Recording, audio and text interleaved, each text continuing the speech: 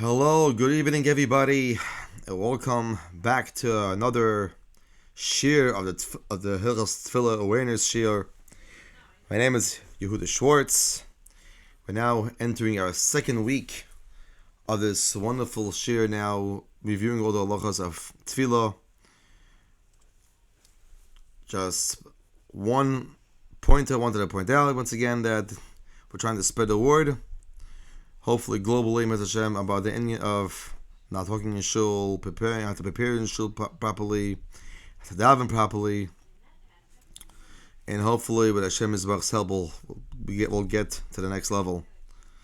Feedback is always welcome and appreciated, and please help spread the word. Please also send out a link to your friends, neighbors, and put on statuses, and all types of backgrounds, wherever it is. There are different ways to send it out. We're also looking as well to expand either to YouTube or Vimeo, or put on Vimeo. Like this, you don't have to download every single week. And we'll see if that's the case.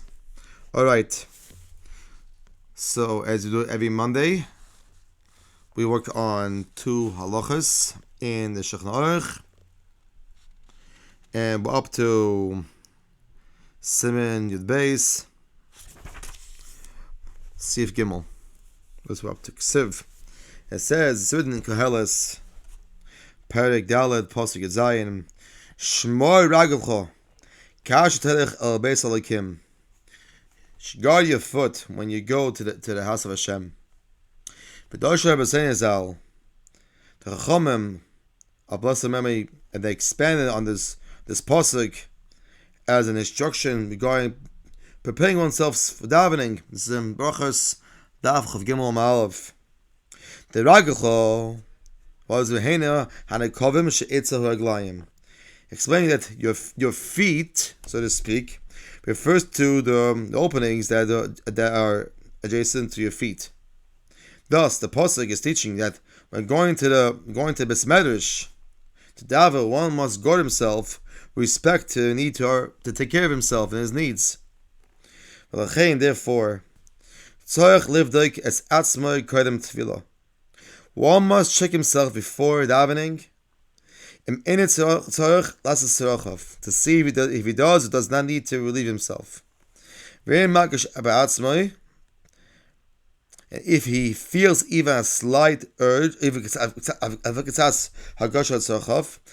slight urge to take care of himself, also loyal spalo.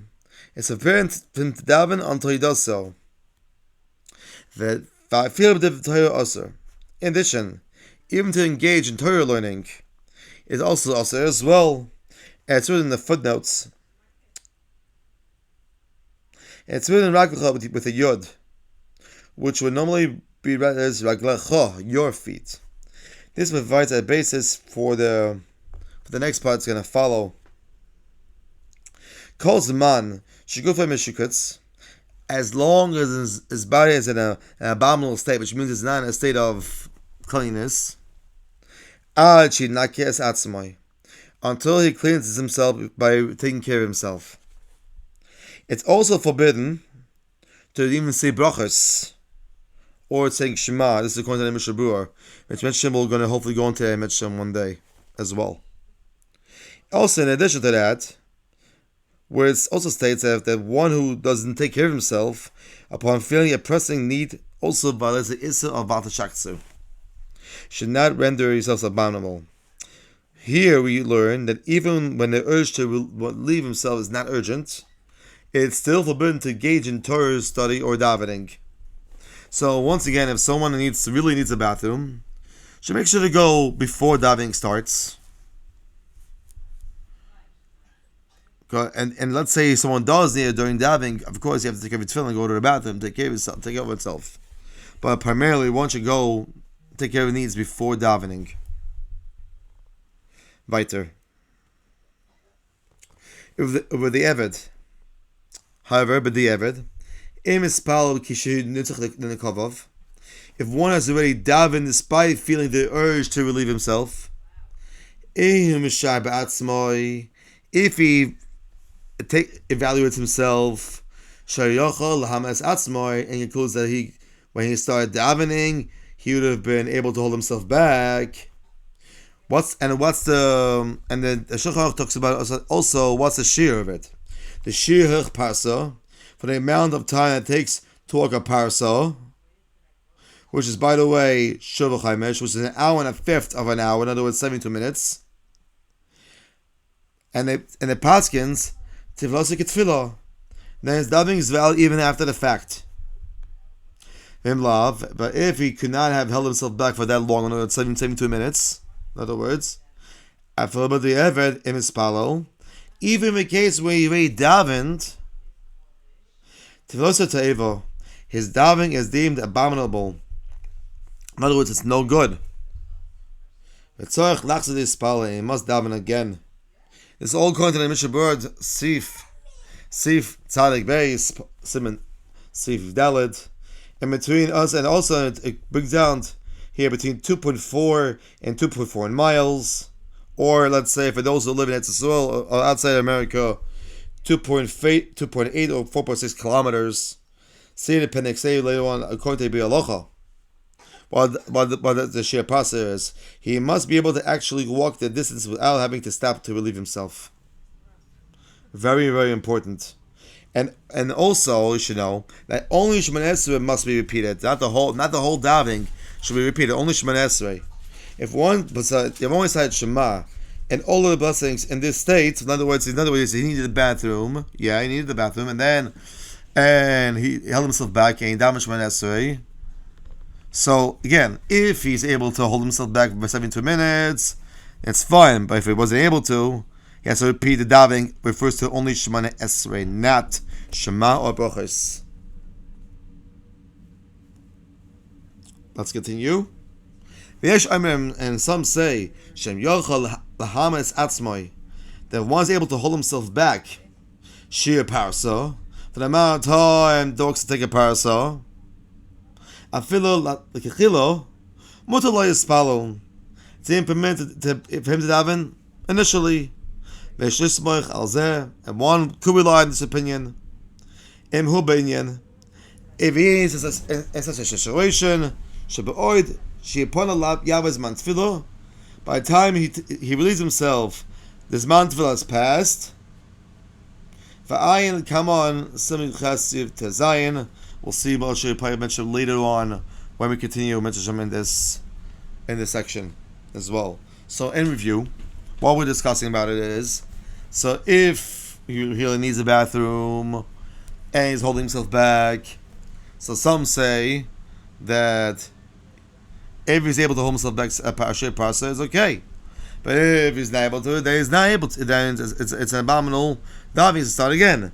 But some say it is that if he's able to hold himself back, then he's because it could be Kedavish Shemoneh Esrei Amida, whatever you want to call it, and he's able to, and that can only be used as an excuse only if this Zman Tefillah is going to pass. Let's say his Zman Tefillah is 10:15, he davened late, and he wants to make his Zman Tefillah. You're better off making him a Zman Tefillah than going to the bathroom. One more sif, as we do 2 sifim a week. So we see above later in different area, the ones required to maintain a guf naki, a clean body while wearing tefillin, and is therefore also to wear them while one feels the need to pass gas. And this sif that we're going to discuss, we learn the laws pertaining to the reading of Shema and davening, even without wearing tefillin, while one feels the need to pass gas. And here we go. One who is certain. One who is certain these halachas apply only to one who is certain that he'll pass gas. However, one who is not certain, may have delayed davening Shemoneh Esrei. They're concerned they may pass gas. So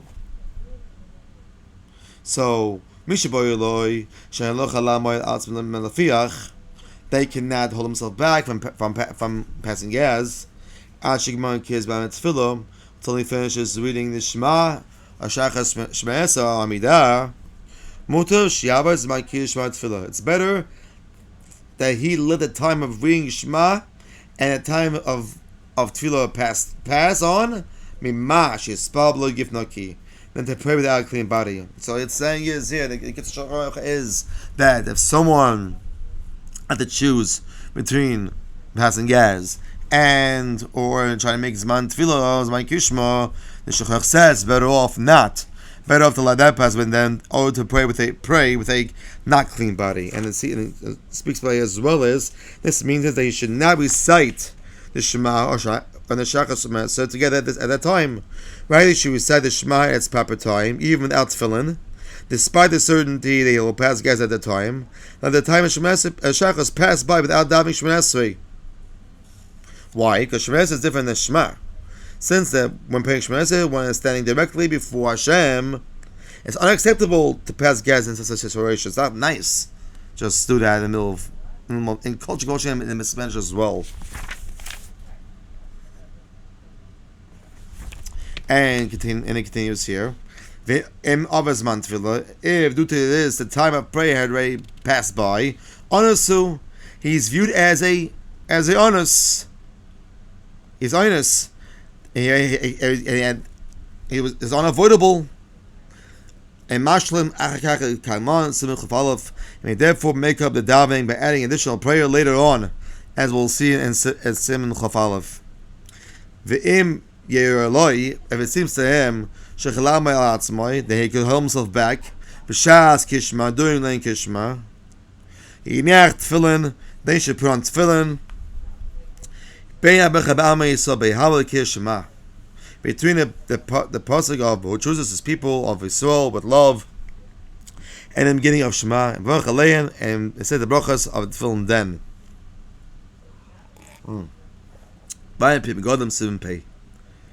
So it says here immediately after saying Shema, he should take off his tefillin. However, he may continue to wear his talis because it does not require a clean body by wearing a talis, according to the Mishnah Berurah. Siman Pei Daf Sif Daled, or the Mishnah says Azov, which discusses the halacha regarding who suffers from a chronic condition causes passing gas. For example, someone is not feeling well, and it constantly leads to pass gas, right? So all of a sudden he's not feeling well, and it's take care of his body. So he's better. So this was what Mishnah is actually referring to. So we'll stop here for this week in this area. We'll continue on this next week. In the meantime, when I could focus on this sefer again, Tefillah Ming by Moshe Lev Leibowitz. And for more information, you can always look at israelbookshop.com, or you can buy it in your local farm stores as well. So last week we discussed about giving all himself in order to be able to come to shul on time and to be able to stand before Hashem. To give an example, and today if we're here in the East Coast, we had a snowstorm, and for a lot of people it was actually challenging to get to shul because of that. The fact is also the schools were cancelled, so it made it a lot easier to have a later minyan, and for Bacham to go to a minyan today, and for adults to be able to go to a regular and have to run out and not like a mensch. So here are some common questions that people have, and we're going to focus on this section, and if time allows, we'll finish this chapter also. Common questions. People have many questions about davening. Why should I daven? What's the goal? 3 times a day seems like such a burden. Why do I have to do it for? What does Hashem need me to daven? And who am I that I should daven to Hashem and He will answer me? These types of questions cause people not to take davening seriously, which results in talking during davening. If we don't understand what we say when we daven, we don't feel a connection to what we're saying. So the Gemara in Maseches Brachos Daf Lamed Beis counts Tefillah as one of the items that need chizuk, and we must make sure to strengthen ourselves. Many of us do not find tefillah satisfying and do not wish to stay in shul one more second than necessary. And we see that a lot, unfortunately. And just give you an example, in shul I daven, and by Eleno, you're seeing people just stepping out of the door already, running the next thing already. It's not okay to do such things. And how much time are you saving anyway? You're saving 1 minute, whoopie-doo. So, bottom line is, maybe you should do is, stay another couple of seconds, answer another Ameh, answer another Kaddish, and maybe Mansell will be praised will answer this way. Rav Rebbe Playan Zatzal said that one who never felt a sweetness in his tefillah never davened in his entire life. This is according to the Levi Elio, on page 177. Over our lifetime, we spend tens of thousands of hours just davening. In contrast to tefillah, we spend so much time preparing and talking about food, yet very little time eating it. We should spend more time thinking about tefillah, which occupies hours of our day, rather than focusing excessively on what we eat.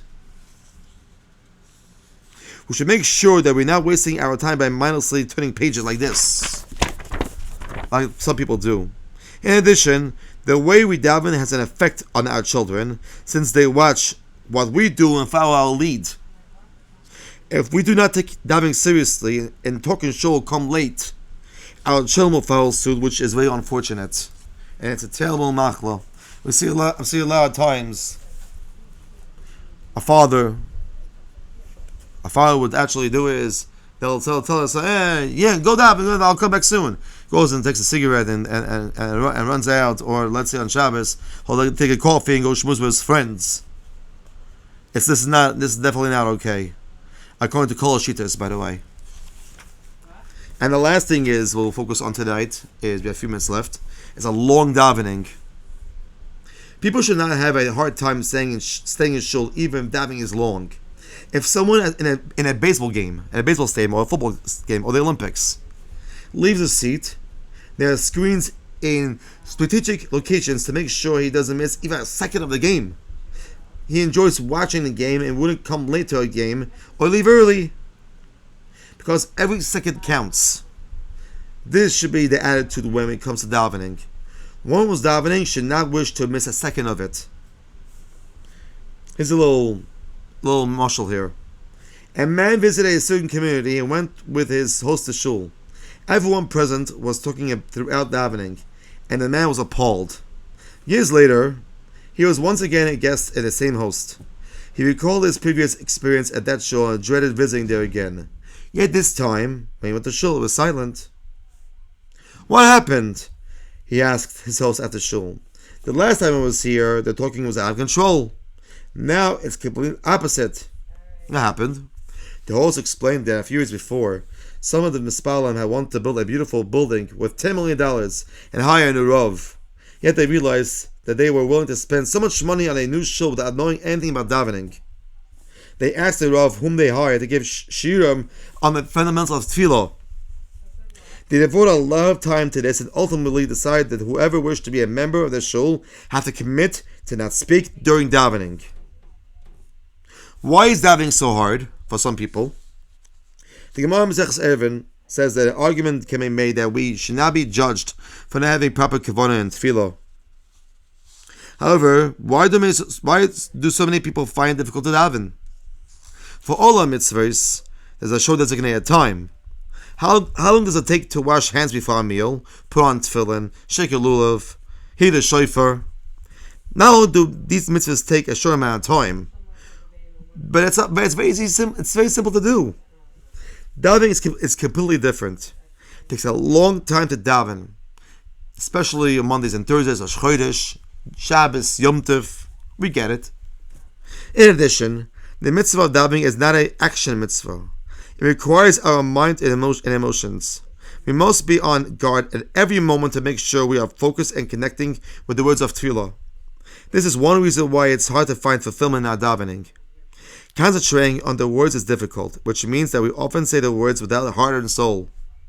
If we have no idea what we're saying, we find ourselves just to get over with, finished. Ukapata davening. Another reason why it may be hard to daven is because when we speak to our friend, even on the phone, we know he is there since we hear his voice. If no one is responding to us, it is not possible to ascertain that someone is there conversing with us. Since we do not feel that Hashem is in front of us when we daven, it can be difficult to daven properly. We must first concentrate on the goal of Tefillah. In every other aspect of our lives, we are aware of the focus of what we are doing. When someone opens a supermarket, for example, he focuses on making money.